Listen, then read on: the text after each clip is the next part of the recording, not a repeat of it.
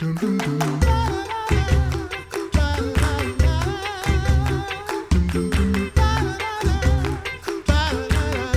back to the Coffee Hour. I'm Andy Bates. I'm Sarah Golseth. Today we have the opportunity to talk with Dr. Leopoldo Sanchez. He's professor of Hispanic Ministries, professor of Systematic Theology, and director of the Center for Hispanic Studies at Concordia Seminary in St. Louis.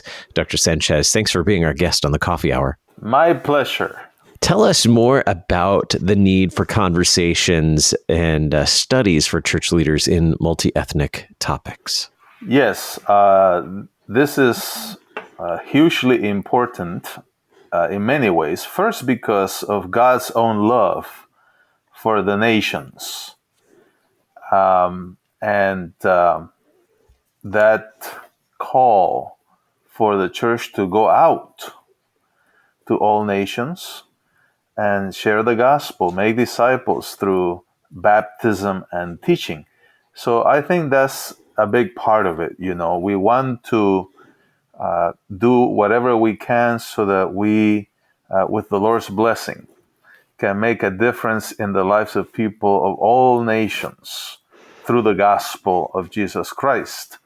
And so that's a big part of it. But the other part of it that I think is often maybe not appreciated enough is that the church itself is a church of all nations.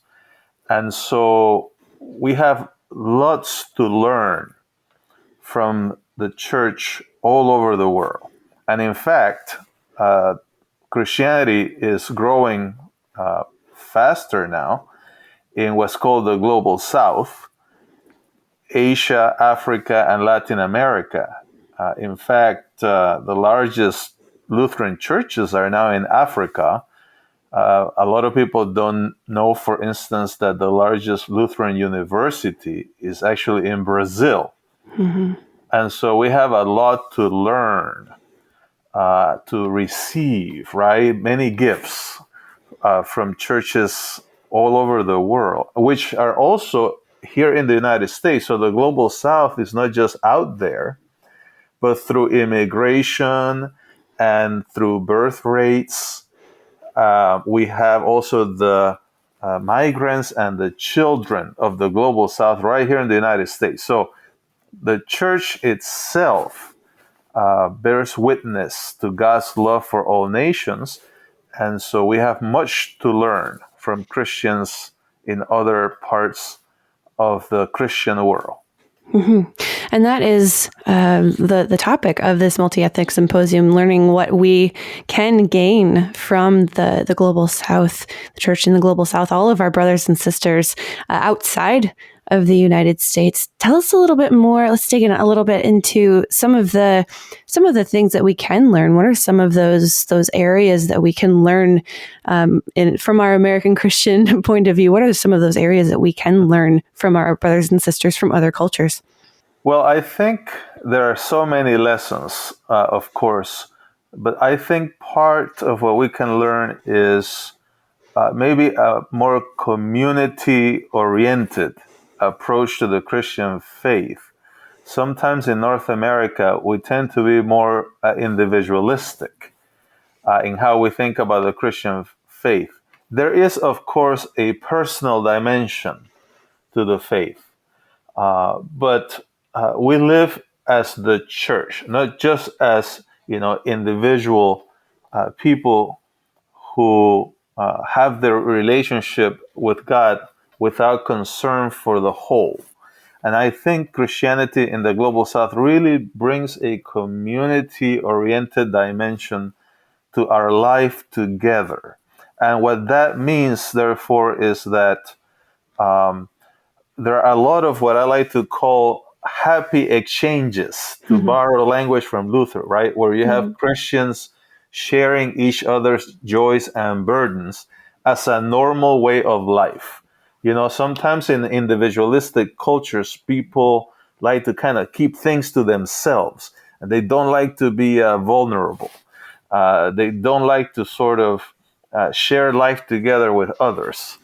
And in the global south is the complete opposite, and this is what the church it looks like. So that would be, I think, a great contribution, just to mention one.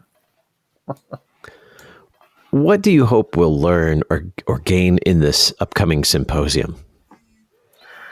Well, I think part of it is an appreciation for the contributions of voices that are often underrepresented in our thinking about, theology and mission and the life and shape of the church.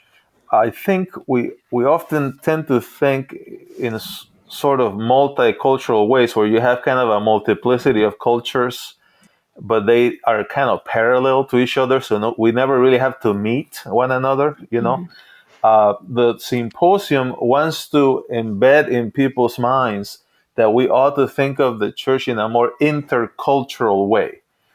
That is to say, in a way where we are sharing with each other gifts from one another. So we'll have discussions about, reading the Bible.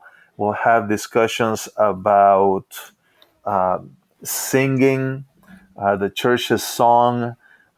We'll have discussions about how to engage suffering neighbors. What can we learn from the global south, from these often underrepresented voices about those topics, and so we'll have three different types of presentations. We'll have more theological discussions. We'll have some questions about ethics and how we deal with neighbors and engage neighbors.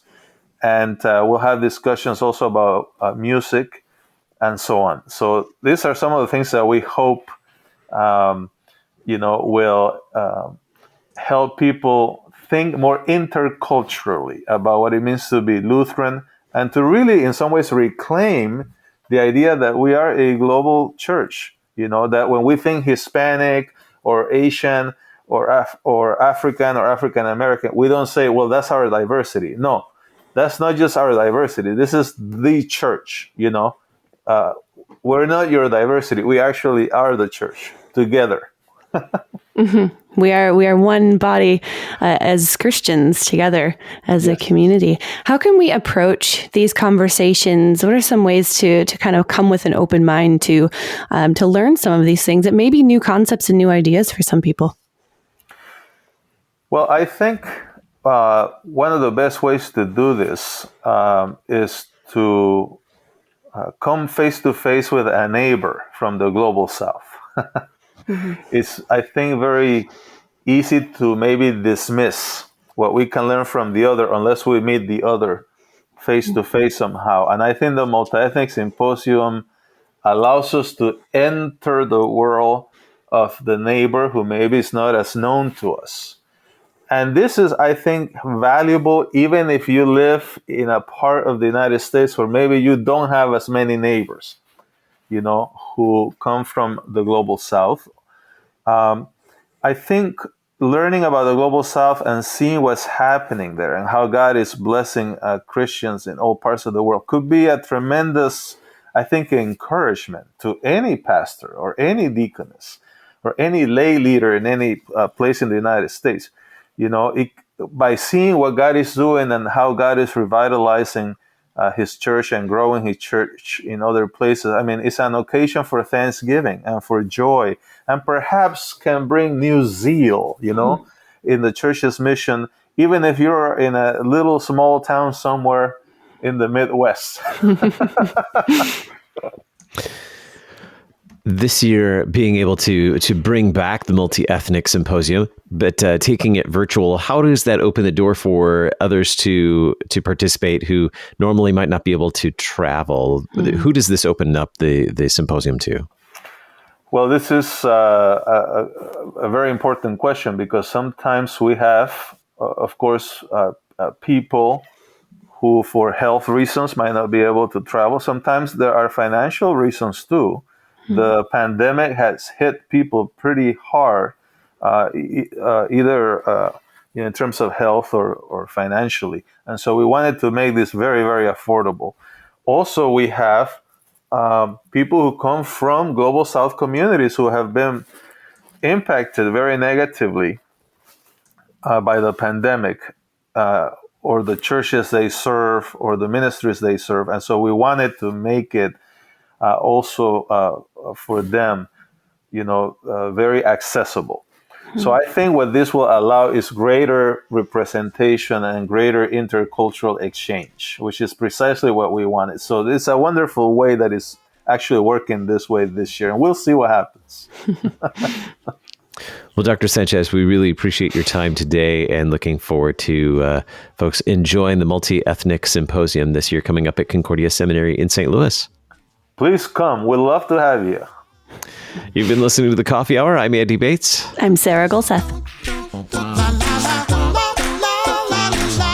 The Coffee Hour with Andy and Sarah is a production of KFUO. To support The Coffee Hour and KFUO Radio, visit kfuo.org. You can also text KFUO to 41444 or send an email to gifts@kfuo.org. And you can call us at 800-844-0524. KFUO. Christ for you, anytime, anywhere.